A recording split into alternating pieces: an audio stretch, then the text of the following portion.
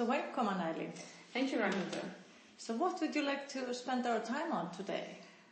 I think now is a good time for me to think how I want to have my life from here on. I just turned 60 this weekend, on the 8th of December. So it's like a turning point. What do I want to keep and what do I want to change? Okay, a turning point. A turning point, yeah. What is a turning point about becoming 60? To become 60, I think it's time to keep the best and ditch the rest. It's sort of. Okay. So when we say goodbye here today, what would you like to have? I think I would like to have a better plan on how to start this. This is a cleaning up I have to do, and also to think forward and just be happy with life after it is, not as it should be, but just as it is. Okay, so when we say goodbye today, what you would like to have with you, is it a clear picture what a good life is like? Or is it what is... at least of some of the things I want to keep and how I should start to make realistic goals or plans. Okay. Without being too nerdy about it. So if you were too nerdy, how would that be?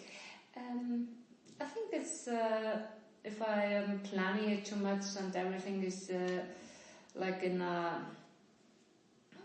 by a ruler. That is not how I am. That's not what I'm more like a person with feelings. So I measure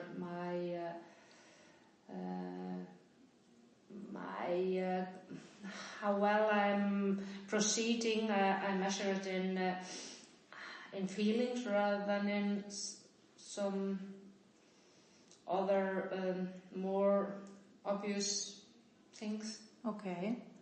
So let's start about being 60. So how would great look? Great would be relaxed, happy person, in good shape physically and sort of stable, and that is doing a lot of funny things, laughing a lot, and not taking life too seriously. It's when you're 60, if you're lucky, you have maybe 20 or 30 years. So I think it's sort of a person that is living each day as it is his last, and in the end of the day you can say, I have no regrets, I have no bad feelings, I didn't, if I hurt someone, I did apologize, and I tried to make amends.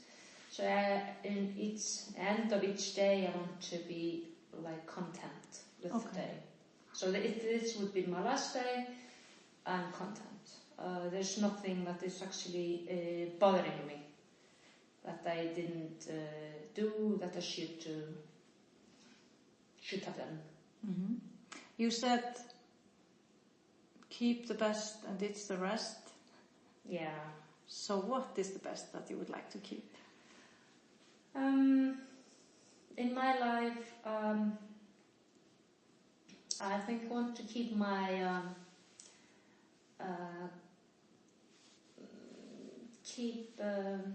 my friends, my family, to be in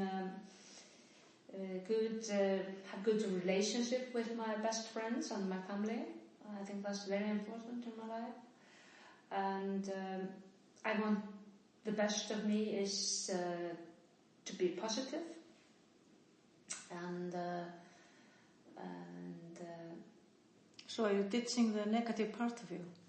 what? Yeah, I'm ditching the negative part. Yeah, I just added it on for the last couple of years, more or less. I think it allowed the negative part to grow bigger than it has been before. So I don't want that anymore. I can ditch it. I don't need it. You don't need it? No. But what good did it do to you, the negative part? Oh, it didn't do any good at all. It just, I think being negative, it's just drain your energy, and you get more afraid of everything, and being negative is it's like training your courage, because if you're negative, then you don't have the courage to do things because you are afraid of everything. I think being negative is well, it's not the same as being afraid, but being negative makes you more afraid of everything. In my What have you been afraid of? I think I've been afraid of failing in things, and being negative. I think maybe it just started by being overworked and not gaining the result I wanted, both in personal life and at my job. But maybe my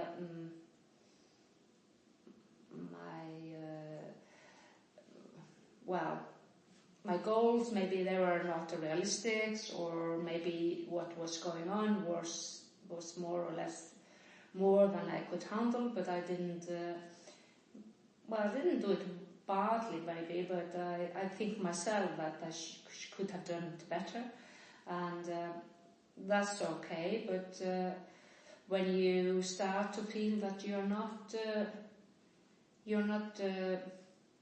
happy anymore, and you don't know why, and then you sort of slowly maybe get more negative,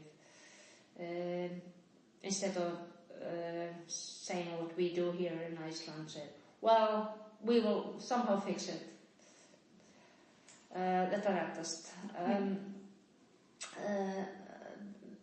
Instead of saying that, it's maybe not good, but in a way it's positive, because you think you can do everything, and you will find ways to do it. Where do you get the idea that you can do everything?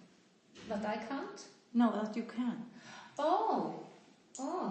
I think it's in a way I think I can do everything, and I think it's just from early age, when you have a lot of things going, well, not going so well, but you manage to overcome them, and everything that is, people might not think you will be able to do it, but you manage to surprise everybody, maybe even yourself, by succeeding. For instance, I had difficulty in learning to read and write, so I didn't get any help, but I managed to teach myself, and I think it's, in a way, it's a very good lesson, because it was very hard being in a boarding school, and everybody sort of, it's very easy to get the sort of to be categorized as a dumb or something. Mm-hmm. But I didn't. I was like a... But did you hear what you said? What? I did not get any help. Yeah. And then again, when you said unrealistic goals. So what about, did you get any help there? No, not really. No.